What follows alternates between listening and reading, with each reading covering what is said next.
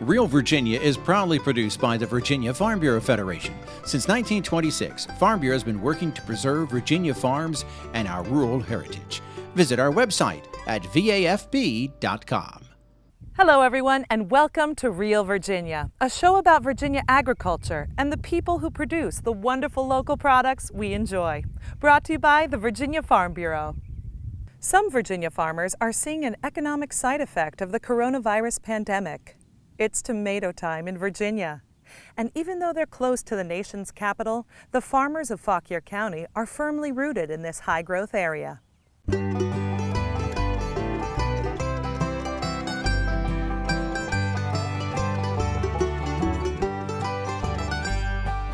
Home will always be Virginia, between the Blue Ridge and Chesapeake Bay, Atlantic to Appalachia, home in my heart always. Welcome back to Real Virginia, everyone. We're coming to you this week from a Hanover County vegetable farm. Local produce is hot this summer, and as Ricky Gibson reports, so are local meats. While grain and soybean farmers have watched market prices drop this year, the coronavirus pandemic has given a boost to local meat sales. Most consumers rely on the grocery store for their meat supply, but others choose to buy direct from the farm. As soon as we get meat in, all this prime cut steaks are already sold. We have a waiting list for fillets for about 3 months out. Ribeyes, New York strips, porterhouses, T-bones, sirloins. Pretty much every time we get 4 calves worth of meat in the meat shack, the prime cuts are already sold. I was shocked with the outpouring of interest and demand from customers for lots of products from us, but specifically for meat. I think that has a lot to do with the fact that folks are going to grocery store shelves. They're not necessarily seeing the shelves stocked with meat. Beef, chicken, lamb, pork, and other meats are all raised and sold locally in the Old Dominion. Interest in local meats rose so quickly this spring, some producers are still struggling to keep up with the demand. One of the biggest challenges in this COVID crisis has been getting dates in the slaughterhouse. So our processor, we use 2 different processors, one for beef and one for pork. And they have just been booked. They are booked until, some of them are booking through 2021 at this point. It's a much shorter supply line. It's us producing it. For the hogs, we're bringing it to the processor. For the chickens, we're processing those here.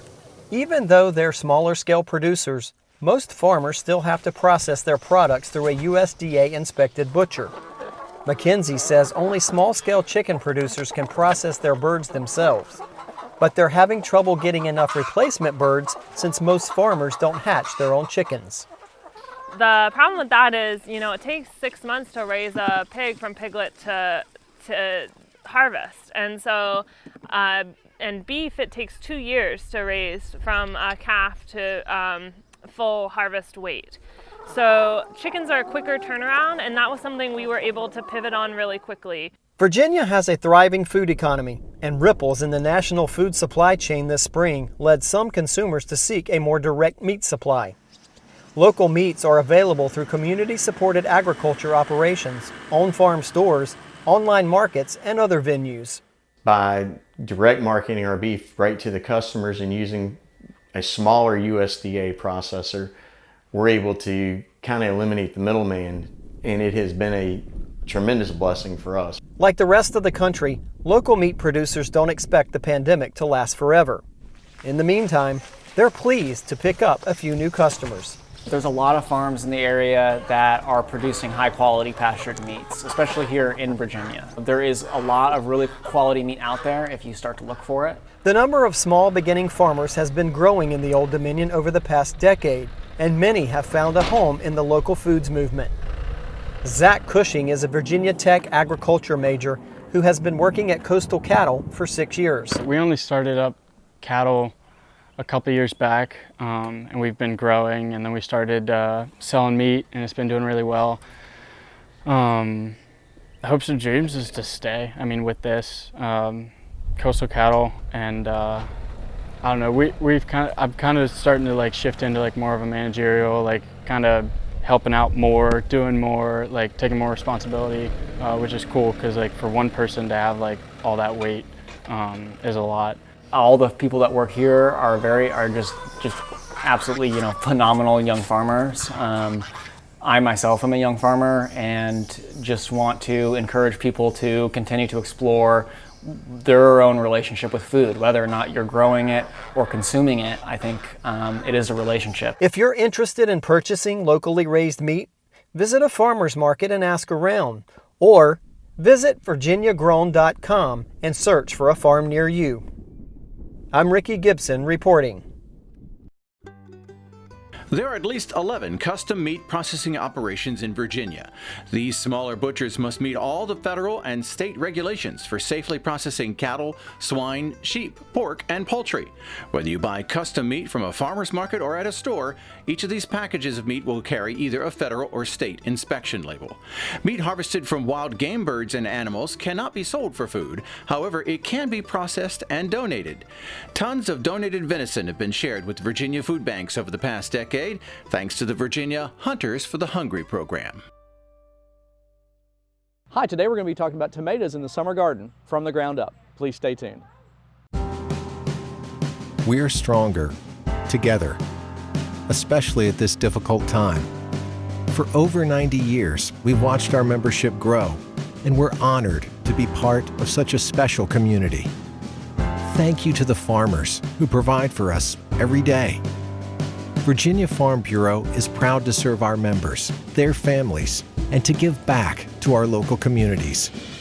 That's the Farm Bureau way. It's tomato time in the Old Dominion. Chris Mullins with Virginia Cooperative Extension visits a Southside farm to get some growing tips for tomatoes from the ground up.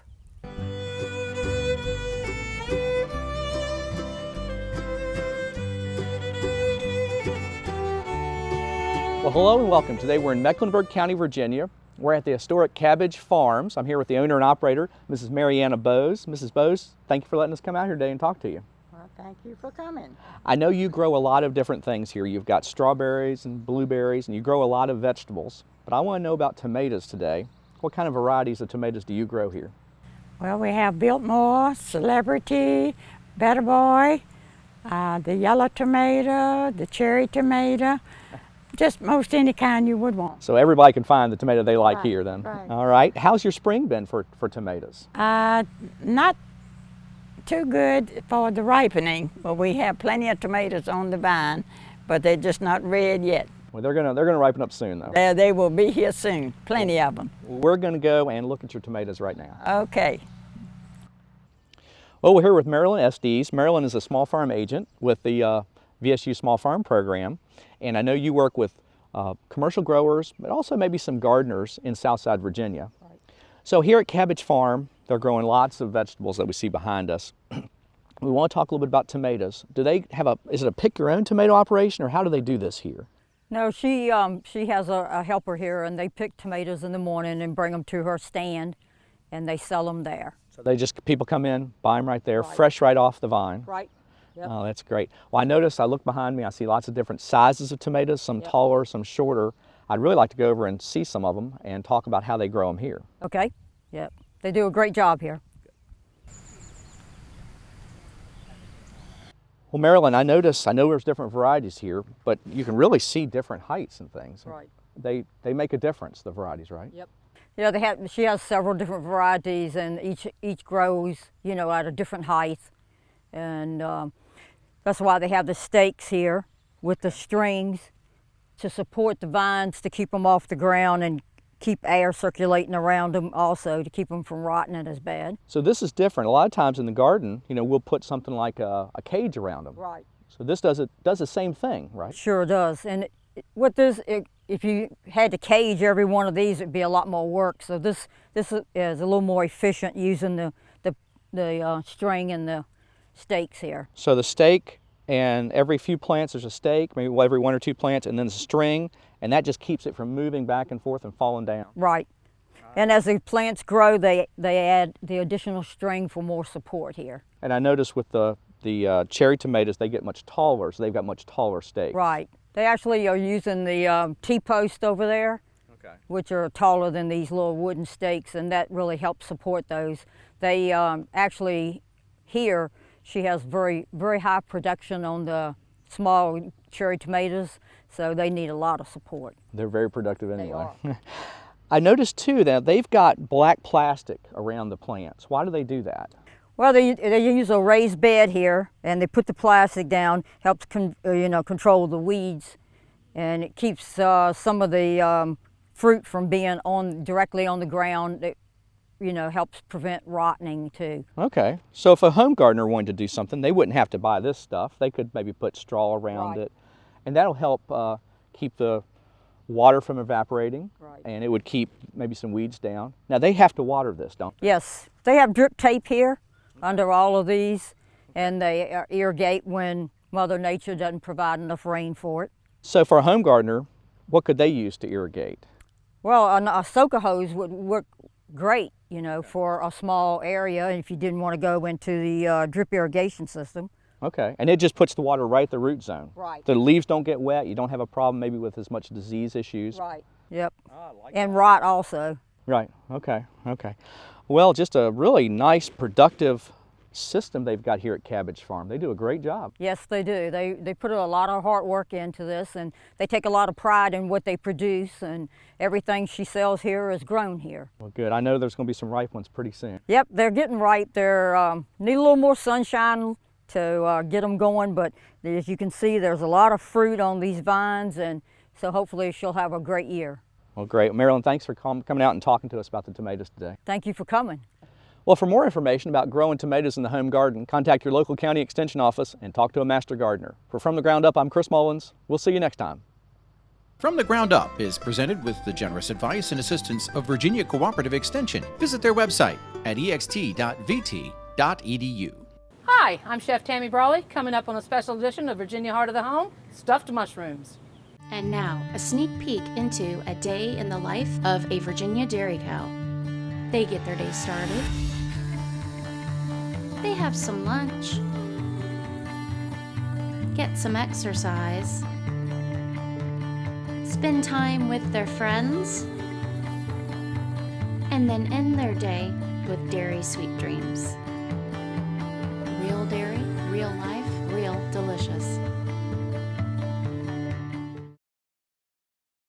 Salads are a refreshing menu item on a hot summer day. Chef Tammy Brawley uses Virginia mushrooms in this week's recipe from the heart of the home.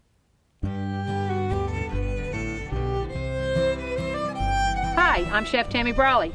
Going to make for you today a delicious fresh mushroom salad. I love using fresh mushrooms, especially locally grown. We've got some delicious maitakes, oysters, some great king oysters, and portobellas, and we are going to make a delicious dressing. But first we're going to talk about mushrooms a little bit. Just want to make sure that you guys know that when you work with fresh mushrooms, you don't want to run them under running water. You want to wipe them with a damp paper towel to get rid of any dirt that you might see. And I've already sliced some, but we're going to be adding to that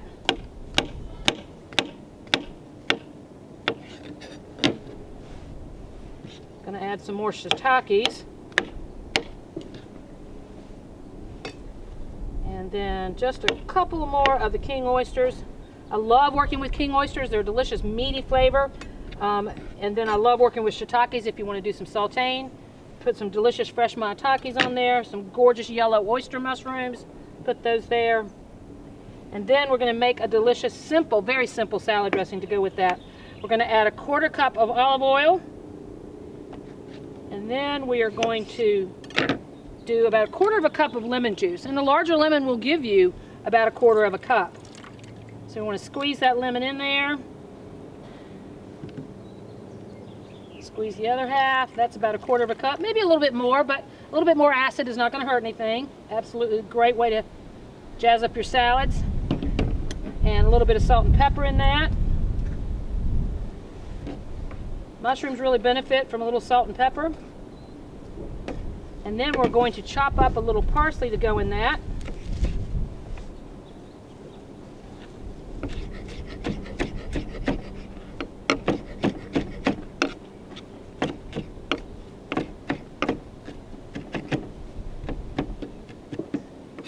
Now we can either add the parsley to the dressing directly, or we can put this beautiful green parsley over top.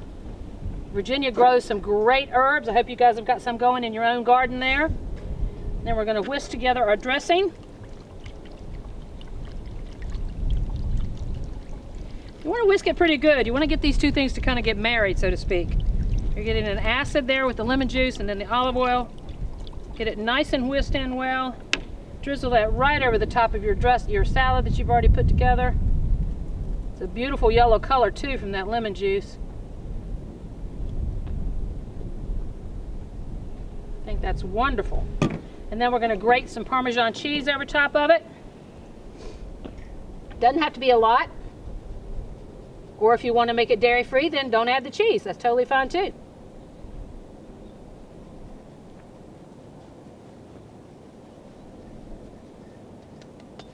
And there you have it, a gorgeous fresh mushroom salad, very refreshing in the summertime. We hope you'll join us again for Virginia Heart of the Home. Recipes from the Heart of the Home can be found on the Virginia Farm Bureau website at vafb.com, as well as on Chef Tammy Brawley's website, greenkitchenrichmond.com. Mushrooms are a small specialty crop in the Old Dominion. The latest census of agriculture counted 41 commercial mushroom producers raising fungi on almost 39,000 square feet, and many of these operations are indoors. However, many backyard gardeners also raise shiitake, lion's mane, and oyster mushrooms in wooded areas all across the state.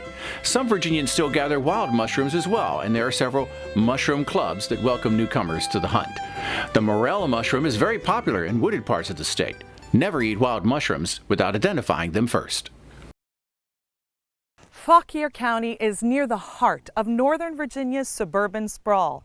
But in this week's County Agricultural Close-Up, Burke Moeller reports how agriculture continues to thrive in this community.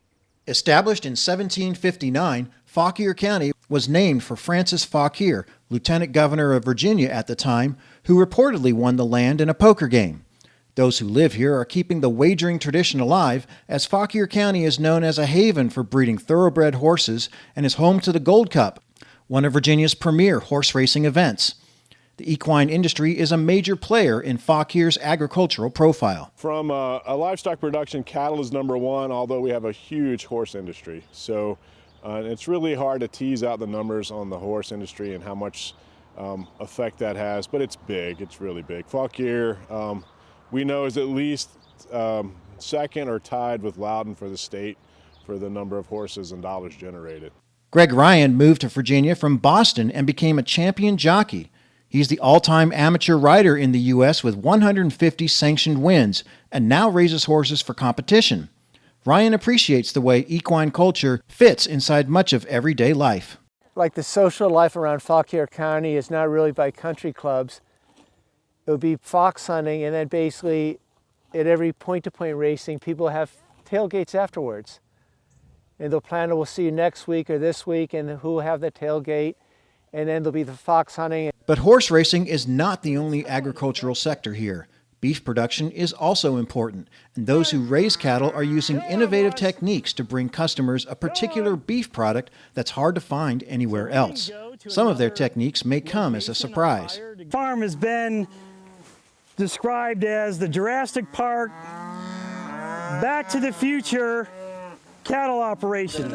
But because some of these cattle that are here are actually 60-year-old cows, well, genetically, we went back to the 1950s and found semen stored, frozen in time, in people's nitrogen tanks, and we brought that back to life. Thanks to in vitro fertilization, specific cattle traits were reintroduced decades later because Kinloch Farms wanted to enter the popular grass-finished beef market about 15 years ago. In order to have a premium product in that market, they had to find the right genetics. But that's not the only innovation happening at this farm. They're also taking advantage of solar power throughout their property. Solar power is also used to operate the Fauquier Livestock Exchange. Roger Beavers helps operate the facility and serves as an auctioneer. Cattle, horses, pigs, and other livestock are traded on the open market. They had their first sale in 1963 and are still running today. We're still considered a rural county, and we're not part of the Northern Virginia scene at all, as far as I'm concerned. We consider ourselves we're farm related up here. With 1,154 farms, Fauquier County farm country is spread over 216,000 acres. The market value of all agricultural products is $54,812,000. Crops account for $21,932,000 in Fauquier County. Fauquier County is kind of unique in that we're so close to a huge metropolitan area, but we are still extremely rural relative to our suburban and urban neighbors. Agriculture is the #1 industry in Fauquier County, so we get lots of pressure, and this county did a lot of planning early on to try to mitigate that as much as they could, and actually 25% of this county is in some kind of land conservation easement. Sid Rogers has farmed a little over 3,000 acres for the last 30 years, mostly corn and soybeans. It's not easy work, but he says the benefits make it well worth the effort. Well, you know, we get the opportunity to work what God's given us, and which is His ground. So therefore, you know, trying to achieve high yields and coming out and putting multiple applications of growth on stuff to get that, to achieve that goal, and to see what you've done and come harvest time, you know, and achieve those 250 and 300 bushel yields is pretty awesome. The people of Fauquier County feel the tensions of being close to the ever-expanding suburbs of the D.C. metro area, but they're determined to preserve their agricultural heritage for generations to come. In Fauquier County, I'm Burke Moeller reporting. We're so glad you could join us this week to celebrate all the bounty Virginia has to offer. From the kitchen to your home and garden to our beautiful wide open spaces, we are proud to say this is Real Virginia. For everyone from the Virginia Farm Bureau, thanks for watching. Make it a great week.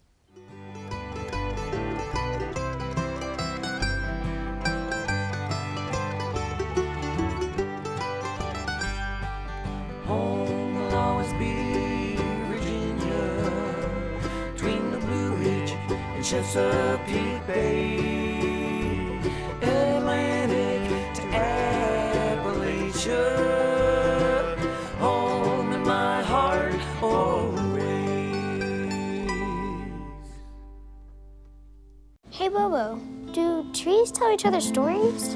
I'm sorry, I'm afraid I don't know that. Hey, why don't we go find out? Listen. Do clouds take naps? I couldn't tell you. Dad, do stars visit their friends? Look!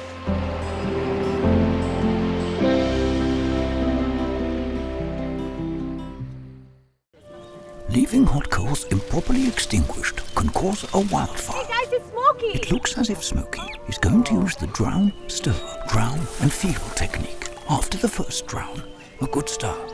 Next, another drink. And finally, a close feel. Is it cool? Okay. Yeah. Hey, Smokey, catch! Oh, my bad, Smokey. Only you can prevent wildfires. You're going to need me. You're going to need us. All of us. You're going to need our help with your water, your air, your food. You're going to need our determination, our compassion. You're going to need the next generation of leaders to face the challenges the future will bring. And we promise we'll be there when you need us.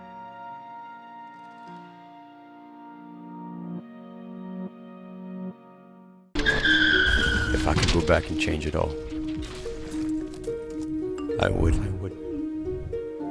I think I'm gonna miss you the most. I'm sorry. I'm so sorry. I'm so sorry.